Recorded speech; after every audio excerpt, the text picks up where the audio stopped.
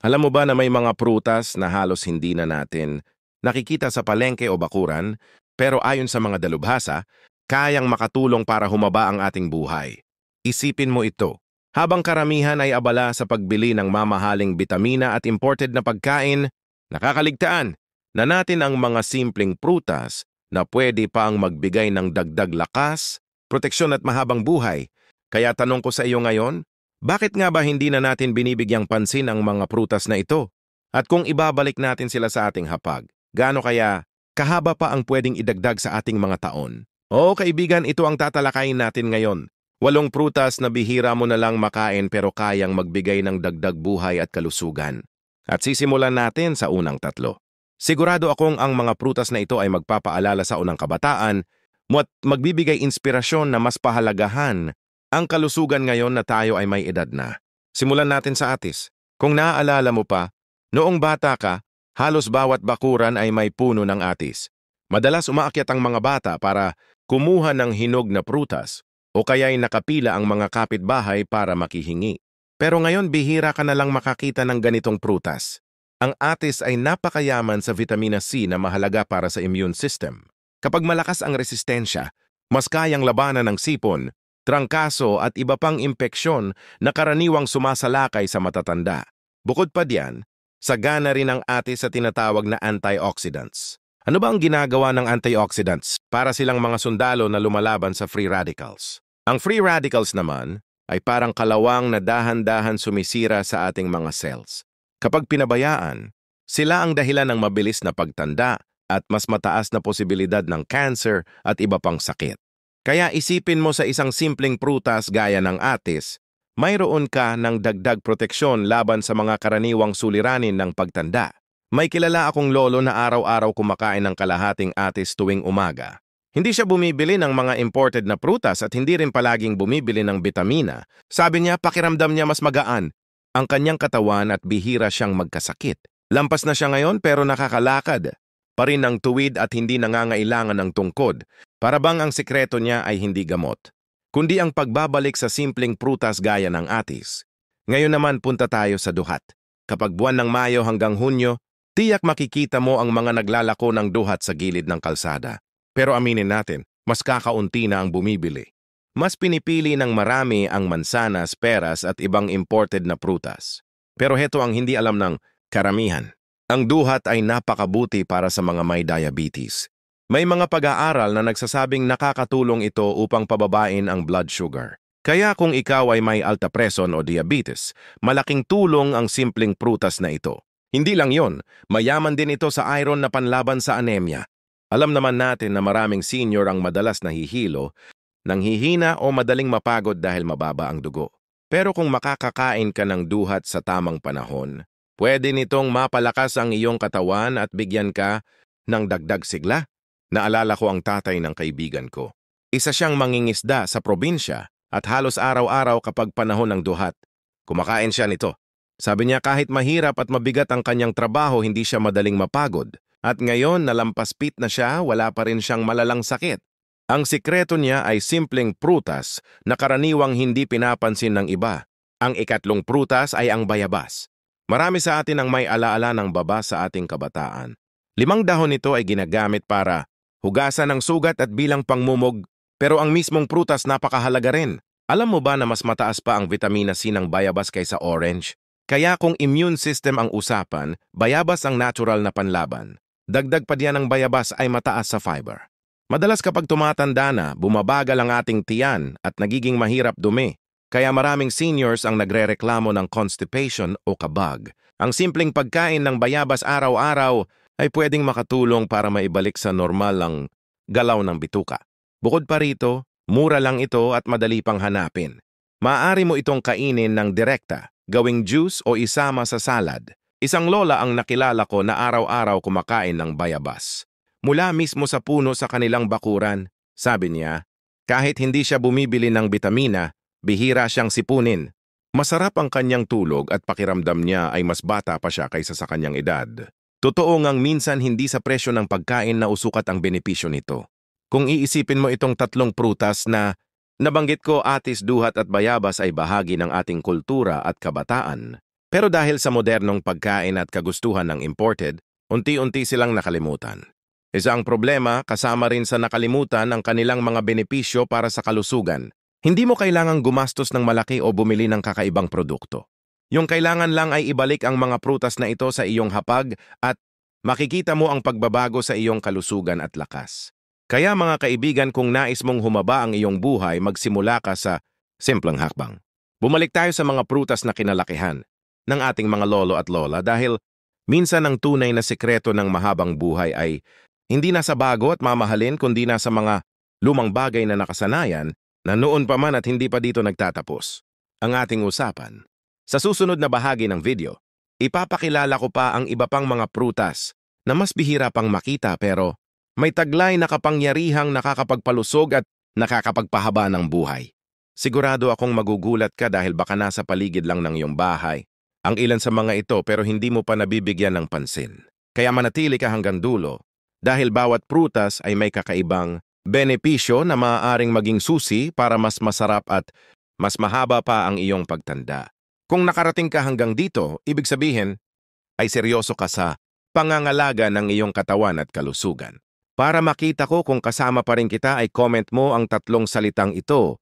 Prutas para buhay. Alam mo ba na may mga prutas na kahit madalas mong nakikita noon halos hindi na pinapansin ngayon pero may kapangyarihang makapagbigay ng dagdag lakas at mahabang buhay? Kung sa unang bahagi ay pinag-usapan natin ang atis, duhat at bayabas, ngayon naman ay ipapakilala ko ang 3 susunod na prutas na baka nakalimutan mo na. Siguradong magugulat ka dahil ang mga ito ay abot kamay lang at hindi rin kailangan ng malaking gastos para makuha ang kanilang benepisyo. Simulan natin sa santol. Sino ba sa atin ang walang alaala ng santol noong bata pa sa probinsya? Madalas ay inaakyat ng mga bata ang puno at pagkatapos ay sabay-sabay nakakainin kahit pamapakla at maasim. Pero alam mo ba na ang santol ay sagana sa dietary fiber? Ang fiber ay nakakatulong sa digestion. Tumutulong para hindi magkaroon ng constipation at nakakatulong din sa pagtunaw ng taba. Para sa mga may edad, napakahalaga nito dahil madalas ay mabagal na ang metabolismo. Bukod pa diyan, ang santol ay mayaman din sa vitamin C at antioxidants. Ibig sabihin hindi lang panlaban sa sipon kundi proteksyon din laban sa mga malalang sakit. May kilala akong lola na araw-araw nagagata ng santol at ginagawa itong ulam. Sabi niya bukod sa masarap, nakakatulong ito para mas regular ang kanyang pagdumi at mas magaan ang pakiramdam. Hindi siya nagrereklamo ng kabag o hirap sa tiyan. Isipin mo simpleng santol lang ang kasama sa kanyang pagkain pero malaki ang nagagawa para sa kanyang kalusugan. Kaya kung dati ay nakasanayan mong kumain ng santol na may asin, bakit hindi mo subukang ibalik iyon paminsan-minsan? Ngayon naman ay pag-usapan natin ang chiko. Bihira ka na lang makakita nito sa mga palengke. Pero kapag natikman mong hinog na, napakatamis at nakabubusog, so yung chiko ay mayaman sa dietary fiber din at sagana sa vitamina A at vitamina C. Ang vitamina, mahalaga para sa paningin na isa sa mga unang naaapektuhan kapag tayo ay tumatanda. Madalas nating marinig sa mga senyor na malabo na ang kanilang mata, nahihirapan ng magbasa o makakita ng malayo. Pero sa tulong ng mga pagkaing mayaman sa vitamina A tulad ng chiko, maaaring mas mapanatiling malinaw ang paningin. Hindi lang iyon. Ang chiko may natural na glucose kan fructose na nagbibigay ng mabilis na enerhiya. Kaya kung madalas kang nanlalata o mabilis mapagod, pwede itong maging natural na pampalakas. May nakilala akong lolo na dati ay mahilig uminom ng matatamis na soft drinks para magising ang kanyang katawan. Pero nang payuhan siya ng doktor na iwasan ang mga inumin na mataas sa asukal, pinalitan niya ito ng chiko. Sabi niya, pareho rin siyang nakakatanggap ng enerhiya, pero mas magaan sa katawan at hindi nakakasama sa kalusugan. Ngayon punta naman tayo sa siniguelas. Aminin mo, bihira na lang talagang makakita nito ngayon kapag summer season lang ito lumalabas at kadalasan ay sa mga lumang probinsya mo makikita ang puno nito. Pero alam mo ba na ang siniguelas ay napakayaman sa vitamin C, iron at potassium? Ang kombinasyon na ito ay napakahalaga para sa kalusugan ng puso at ng dugo. Ang potassium halimbawa ay tumutulong para mapanatiling maayos ang blood pressure. Sa mga matatanda na madalas may alta presyon, napakalaking bagay nito. Dagdag pa nakakatulong din ang siniguelas para mapalakas ang buto at maiwasan ang osteoporosis. Dahil habang tumatanda tayo, humihina ang ating mga buto at kasukasuhan. Kaya madalas ay sumasakit ang tuhod o balakang. Tuyang pagkain ng mga prutas na may calcium at potassium, gaya ng siniguelas ay makakatulong upang manatiling matibay ang mga buto. May nakilala akong guro na ngayon ay senior citizen na. Lagi siyang naghahanap ng siniguelas. Kapag panahon nito dahil sabi niya, pakiramdam niya ay mas gumagaan ang kanyang mga kasukasuan kapag nakakakain siya nito. Kung susumahin natin itong tatlong prutas na ito, santol, chiko at siniguelas ay tila ordinaryo lang noon pero ngayon ay bihira na nating makain. At dahil hindi na sila kasing dami tulad ng dati, mas lalo silang nagiging espesyal. Ngunit kahit paminsan-minsan mo lang silang makain, ang epekto sa iyong kalusugan ay hindi matatawaran. Kung babalikan mo, napakasimple ng prinsipyong ito. Inyong kalusugan ay hindi laging nakukuha sa mamahaling gamot o imported na pagkain. Minsan nasa harapan na natin ang sagot. Kung babalik tayo sa nakasanayan ng ating mga lolo at lola, makikita natin na mas malusog sila noon kahit walang vitamins o synthetic na gamot. Bakit? Dahil araw-araw silang kumakain ng mga prutas na galing mismo sa kanilang bakuran. Kaya ngayon, isipin mo kung gaano kalaki ang pwede mong maibago sa iyong kalusugan. Kung sisimulan mong ibalik ang mga prutas na ito sa iyong hapag, hindi mo kailangan ng malalaking pera o mamahaling alternatibo. Ang kailangan lang ay bukas ang isip at disiplina na subukan muli ang mga bagay na minsan ang naging bahagi ng ating pamumuhay. At dito ko gustong iwanan ng tanong sa'yo. Kailan mo huling natikman ng santol, chiko o siniguelas? Kung hindi mo na maalala, baka ito na ang tamang oras para muling hanapin ang mga ito. Ngayon huwag kang bibitaw dahil sa susunod na bahagi, ipapakilala ko pa ang huling dalawang prutas sa ating listahan. Mas bihira silang makita pero ang benepisyo nila ay mas malalim pa kaysa iniisip natin. Kung gusto mong malaman kung alin pa ang mga prutas na kayang magpahaba ng buhay, siguraduhin mong manatili hanggang dulo. Kung nakarating ka pa rin dito, ibig sabihin ay determinado ka. Talagang alagaan ang iyong kalusugan para makita ko kung kasama pa rin kita. I-comment mo ang tatlong salitang ito. Prutas lakas buhay. Alam mo ba na may mga prutas na halos hindi mo na makikita sa mga palengke ngayon? Pero kung minsan ay bigla mong matatagpuan sa bakuran ng matatanda sa probinsya, kapag nadiskubre mo ang mga ito, para kang nakahanap ng kayamanan. At higit, pasasarap ng lasa dala rin nila ang benepisyo na makapagbigay ng lakas, kalusugan at dagdag na haba ng buhay. Sa unang dalawang bahagi, pinag-usapan natin ang atis, duat, bayabas, santol, chiko at siniguelas. Pero hindi pa doon nagtatapos. May dalawa pang prutas na bihira na pero napakahalaga para sa ating mga senior. Unahin natin ang kamiyas. Aminin natin maraming bata ang ayaw sa prutas na ito dahil sa sobrang asim. Madalas natin itong ginagamit bilang pampaasim sa sinaing na isda o sinigang. Pero bihira itong kainin ng diretsyo. Gayunman ang kamiyas ay may dalang napakalaking benepisyo. Una, ito ay may mataas na vitamina C na tumutulong para palakasin ang immune system. Pangalawa, nakakatulong ito para mapababa ang cholesterol at blood pressure. Sa panahon ngayon na maraming senior ang may alta presyon at sakit sa puso, napakahalaga ng ganitong simpleng prutas. May kilala akong lola sa Laguna na araw-araw naglalagay ng kamiyas sa kanyang luto. Sabi niya, hindi man niya direktang kinakain ng hilaw, pero dahil palagi niya itong isinasama sa pagkain, mas magaan ang kanyang pakiramdam. Hindi siya madaling hingalin at sabi pa ng doktor niya, maayos ang kanyang cholesterol level kahit hindi siya umiinom ng mamahaling gamot. Isipin mo, simpleng prutas na karaniwang nakikita lang na nakabitin sa puno kayang magbigay ng ganitong epekto. Ngayon naman ay pag-usapan natin ang balimbing.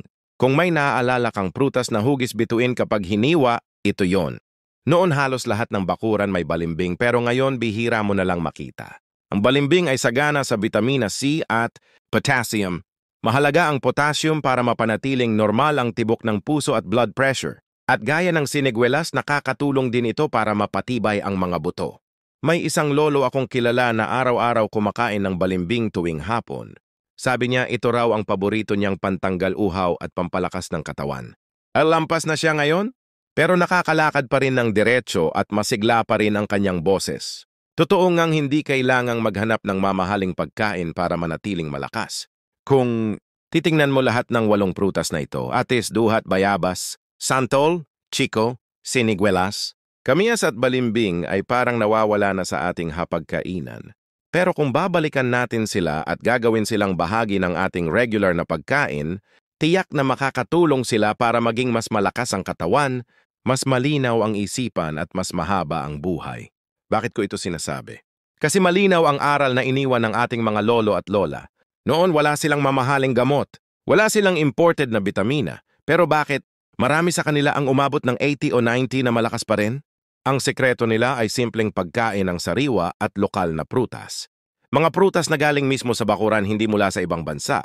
Mga prutas na puno ng sustansya at hindi binago ng kemikal. Kung iisipin, hindi natin kailangang bumalik sa nakaraan para maibalik ang kalusugan. Ang kailangan lang ay bukas ang ating mga mata at puso para muling pahalagahan ng mga prutas na halos nakalimutan na ng modernong panahon.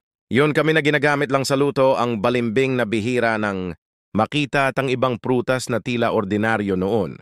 Pero kayamanan pala sa kalusugan ngayon. Kaya gusto kong itanong sa'yo, alin sa 8 prutas na nabanggit natin ang huling nakain mo at alin ang gusto mong subukan? Muli, dahil ang paglalakbay tungo sa mas mahabang buhay ay hindi kailangang maging komplikado. Nagsisimula ito sa simpleng pagpili ng tamang pagkain. Kung gusto mong manatiling malusog at masigla kahit ikaw ay senior na, simulan mong isama ang mga prutas na ito sa iyong araw-araw na pagkain. Hindi mo kailangang kainin lahat sa isang linggo, pero kung may pagkakataon, hanapin mo sila dahil bawat prutas ay may dalang kakaibang benepisyo. Isipin mo na lang sa bawat kagat ng bayabas, may dagdag na proteksyon sa iyong immune system. Sa bawat butil ng duhat, may lakas laban sa diabetes. Sa bawat piraso ng kamyas, may tulong para sa iyong puso. At sa bawat hiwa ng balimbing, may dagdag tibay para sa iyong buto. Hindi ba't napakasarap isipin na ang mga simpleng prutas na ito ay nagdadala ng ganong halaga? At higit, sa lahat ang pagkain ng mga prutas na ito ay hindi lang tungkol sa kalusugan. Isa rin itong pagbabalik sa ating kultura at alaala. Sa bawat kagat ng santol, maalala mo ang paglalaro sa ilalim ng araw noong bata ka. Sa bawat chiko, maririnig mo ang tawanan ng mga kapitbahay na sabay-sabay kumakain. Sa bawat siniguelas, maalala mo ang init ng tag-araw sa probinsya. At sa bawat balimbing, mararamdaman mo ang simpleng ligaya ng pagkain mula sa sariling puno. Kaibigan, ito ang gusto kong iwan sa'yo bilang huling mensahe. Ang buhay ay hindi palaging tungkol sa kung gaano karaming tao ang madadagdag, kundi kung gaano kasarap ang bawat taon na iyon. At kung gusto mong gawing masarap at mas mahaba ang iyong pagtanda, magsimula ka sa simpleng hakbang. Ibalik ang mga prutas na minsan nang naging bahagi ng iyong buhay. Kung nakarating ka hanggang dito, ibig sabihin ay buo mong tinapos ang seryeng ito. Para makita ko kung kasama pa rin kita hanggang sa dulo ay comment mo ang 3 salitang ito. Prutas haba buhay. Alam mo ba na ang mga prutas na nakasanayan ng ating mga lolo at lola ay hindi lang basta pagkain, kundi parang natural na gamot na ibinigay ng kalikasan. Kung minsan dahil sa sobrang dami ng bagong produkto sa merkado, nakakaligtaan na natin ang simpleng prutas na kayang magbigay ng ginhawa at sigla. Pero kung tutuusin, ito ang tunay na sikreto ng mas mahabang buhay. Sa mga naunang bahagi, pinag-usapan natin ang 8 prutas na bihira ng kainin ngayon. Atis, duhat, bayabas, santol, chiko, siniguelas, kamyas at balimbing. Ngayon, pag-usapan naman natin kung paano mo sila maisasama sa araw-araw na pamumuhay at bakit napakahalaga ng simpleng hakbang na ito para sa kalusugan ng isang senior. Isipin mo ang isang umaga kung saan nagising ka ng mas magaan. Ang katawan sa halip na puro tinapay o delata ang nasa lamesa, naroon ang isang prutas. Halimbawa, bayabas o chiko. Kapag sinimulan mo ang araw mo sa prutas, nagiging mas maganda ang daloy ng enerhiya sa buong maghapon. Hindi ka agad napapagod at mas malinaw ang isipan. Ito ang dahilan kung bakit maraming matatandang lumaki sa probinsya ay may mas malakas na katawan dahil araw-araw silang nasanay sa sariwang prutas. Tandaan, ang bawat prutas ay may kanya-kanyang benepisyo. Ang atis halimbawa ay panlaban sa sipon at trangkaso. Ang duhat ay tulong laban sa diabetes. Ang bayabas ay para sa digestion. Ang santol ay mayaman sa fiber para hindi constipated. Ang chiko ay pampalakas ng paningin at pangdagdag enerhiya. Ang siniguelas ay panlaban sa alta presyon at osteoporosis. Ang kamyas ay para sa kolesterol at puso. At ang balimbing ay pampatibay ng buto at pangalaga sa blood pressure. Kapag sama-sama mong isinama sa iyong dieta, nagiging parang natural na bitamina na walang halong chemical. May kilala akong kapitbahay na senior na lampas 70. Hindi siya umiinom ng synthetic vitamins dahil wala siyang sapat na budget. Pero araw-araw nagsisimula siya ng kanyang almusal sa isang prutas. Minsan bayabas, minsan kamiyas na hinalo sa ulam, minsan naman chiko. Sabi niya hindi man siya mayaman, ramdam niya na mayaman siya sa kalusugan. Bihira siyang magkasakit at palagi siyang may lakas para maglakad at magtrabaho sa bakuran.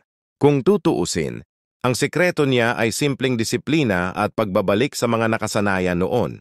Isa pang mahalagang punto ay ang koneksyon ng mga prutas sa ating emosyon at alaala. Kapag kumakain ka ng santol, maalala mo ang kabataan mo. Kapag natikman mo ang siniguelas, parang bumabalik ka sa init ng tag-araw sa probinsya. Ang ganitong alaala ay hindi lang nagpapasaya, kundi nakakatulong din sa kalusugan ng isip.